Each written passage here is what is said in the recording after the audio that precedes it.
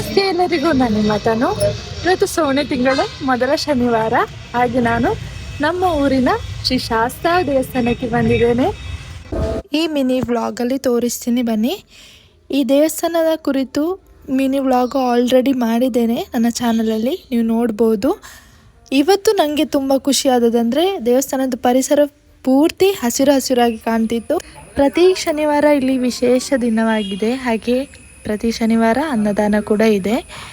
ಇಲ್ಲಿ ಇರೋದು ಶ್ರೀ ಶಾಸ್ತಾ ಹಾಗೂ ಕುದ್ರಕಾಳಿ ಅಮ್ಮ. ಇಲ್ಲಿ ಪೂಜೆ ಆಗುವಾಗ ನಾನು ದೇವಸ್ಥಾನದ ಸುತ್ತಂಬರದೊಳಗೆ ಹೋಗಿದ್ದೆ. ಅಲ್ಲಿ ಹೋಗುವಾಗ ಮೊಬೈಲ್ ಅಂತ ಅಲೌಡ್ ಇಲ್ಲ. ಹಾಗೆ ನನ್ನ ಮೊಬೈಲ ನನ್ನ ತಂಗಿದಿರಿಗೆ ಕೊಟ್ಟಿದ್ದೆ.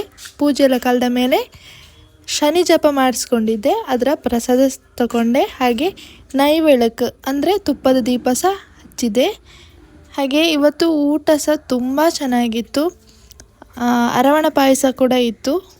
ವಿಶೇಷವಾಗಿ ಸೋನೆ ತಿಂಗಳಾದ ಕಾರಣಕ್ಕೆ ಊಟ ಎಲ್ಲ ಮಾಡಿ, ಈ ದೇವಸ್ಥಾನದ ಇನ್ನೊಂದು ವಿಶೇಷ ಏನಂದರೆ ಇದು ದಕ್ಷಿಣ ಶಬರಿಮಲೆ ಅಂತ ಹೆಸರುವಾಸಿ ಇರುವ ಪುರಾತನವಾದ ದೇವಸ್ಥಾನ. ಹಾಗೆ ಅಷ್ಟೇ ಕಾರಣಕ್ಕೆ ಇರುವ ದೇವಸ್ಥಾನ.